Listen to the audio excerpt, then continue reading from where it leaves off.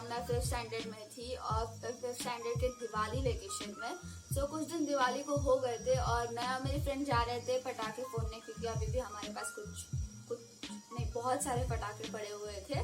सो मैं जैसे ही अपने घर पे पटाखे लेके जा रही थी, मैंने बोल दिया था कि हम गेट के बाहर, हमारी बिल्डिंग के गेट के बाहर पटाखे फोड़ने जा रहे हैं। पर आई थिंक सो मेरी मम्मी ने तब बोला था कि गेट के बाहर जाने की जरूरत नहीं है, पीछे गार्डन है उधर ही फोड़। पर ना ना ना ना, हम बड़े हो चुके, हम अब जाएंगे गेट के बाहर पटाखे फोड़ने। तो हम गए।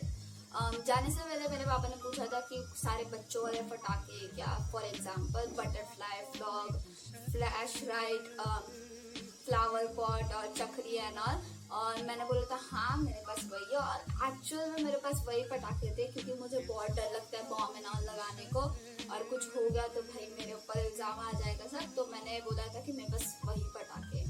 और मैं बता रही हूँ मेरे को अभी भी डर लगता है वैसे बड़े बड़े बॉम्ब एंड ऑल लगाने को। इनफैक्ट मैंने लास्ट ईयर ही लवंगी लगाना सीखा है। अभी तक हम लोग जला रहे हैं सब अपने नशे में, कोई नहीं देख रहा है कि भाई रास्ते पे कौन चल रहा है, किसी के सर पे लग जाए, किसी के इधर लग जाए, कोई नहीं देख रहा है, सब पटाखे चला रहे।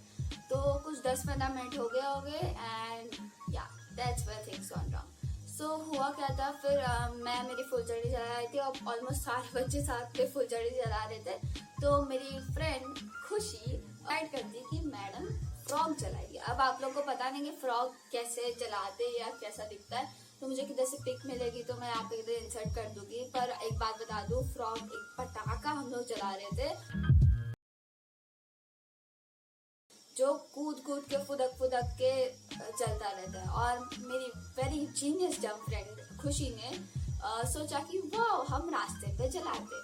तो मैं जब फुलझड़ी जला रही थी, मैंने पूछा कि क्या जला रही थी, बोलती फ्रॉग। मैंने बोला संभाल के जलाना, वो कूद के फुदक के जलाता है। तो उसने जला दिया और वो फिर से कूद के फुदक के गया एक रिक्शा के पास फूटा, और चलती हुई रिक्शा के पास फूटा। तो हमने कुछ केयर नहीं किया, क्या पता क्या होगा, हम अपने पटाखे जलाने जा रहे। तो नेक्स्ट मैं अपना पटाखा जलाने जा रही थी और कोई चलते हुए मेरे पास आया एंड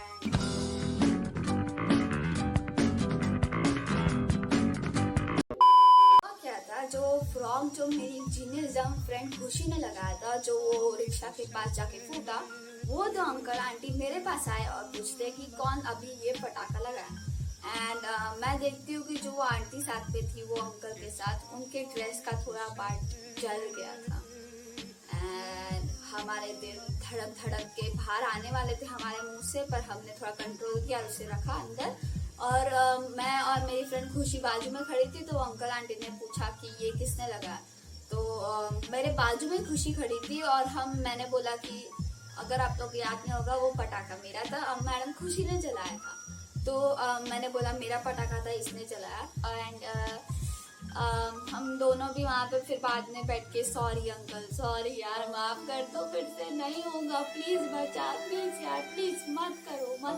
पर अंकल और आंटी नहीं, हमें माफ करना ही नहीं है। तो इसकी ड्रेस खराब हो गई और मैं सच बताओ ड्रेस बता दू 500 की भी नहीं लग रही थी, जितना वो अंकल वहाँ पे बता रहे थे। बोल रहे थे 2000 की ड्रेस है, पैसे तुम भरोगी क्या, ये वो बोल रहे थे। हमने अपनी बेटी के ससुराल में जाना था, ये सब बोल रहे थे अंकल आंटी। पहले तो अंकल आंटी ठीक से बात कर रहे थे, बोल रहे थे यहाँ पे क्या चल रहा है। तो मैं बोलने वाली थी अंकल आंटी फॉग चल रहा है, आपके यहाँ पे क्या चल रहा है। तभी अंकल आंटी ने बोल दिया कि बेटा तुम्हारे पेरेंट्स को बुलाएंगे और उन्हें बताएंगे कि तुम ये सब क्या कर रहे हो।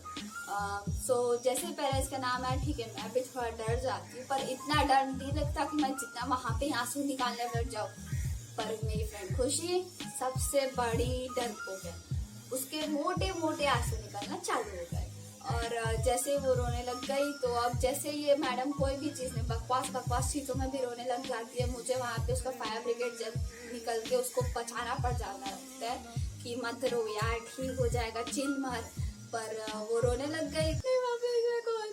मम्मी मेरे घर पे बिठा देगी, काम कराएगी, मेरे को पढ़ाई करने बिठा। जैसे मुझे सुनाई दिया कि भाई खुशी के मम्मी पापा इसके घर पे बिठा देंगे। अब मैं इतना टाइम से उसे जानती हूँ, आई नो उसके मम्मी पापा उसको घर पे सच में बिठा देंगे। मेरे मम्मी पापा तो 2-3 घंटे सुनाएंगे और फिर बाद में छोड़ो जो करना है करेगी, ऐसे कर देंगे। पर इसके मम्मी पापा नहीं छोड़ेंगे। सो ये सब दुर्घटना होने के टाइम पे और एक दुर्घटना घट गई। यस, कुछ देर बाद मैंने ऑलमोस्ट ट्राई किया सारा ब्लेम जो खुशी का था वो मेरे ऊपर आ जाए. Yes, I took the blame of my friend. I saved her. I the one who made show off this video took the blame. थोड़ी देर तक मैं बात कर रही हूँ अंकल आंटी से कि माफ कर दो यार, बस करो ना, क्यों मेरा दिवाली वैकेशन खराब करना है. और माइंड क्यों कि वो अंकल आंटी का ड्रेस चल गया था इसलिए वो इतना बोल रहे थे. बाकी तुम्हारे भाई सॉरी बहन को कौन ऐसे बोलने आएगा. पर 12 seconds later. फिर मैं थोड़ी देर बात कर रही हूँ और मैं देख रही हूँ खुशी मेरे बाजू में. फिर बाद में फिर से मैं बात कर रही हूँ, देख रही हूँ मेरी खुशी पीछे है और फिर मैं फिर से बात कर रही हूँ, खुशी गायब. मतलब भाई बहन तेरा मैंने ये लिया ब्लेम दिया तो एटलीस्ट बाजू में खड़े हो के तो कुछ तो बोल. भाग गई, वो भाग गई. और फिर थोड़ी देर में मेरे माताश्री और पिताश्री को बुलाया. मेरी माताश्री आके मुझे जोर से टपली दी मेरे सर पे. बाद में एक बिल्डिंग वाली आंटी ने मुझे कंफर्ट किया. बाद में थोड़ी कुछ चीजें बोल के हम लोग चले गए सब लोग घर पे. पर घर पे जाके भी मेरी माताश्री ने मुझे बहुत सुनाया कि क्या जरूरत थी तुझे उसकी ब्लेम देने की, क्यों अपने काम से काम रखा करना.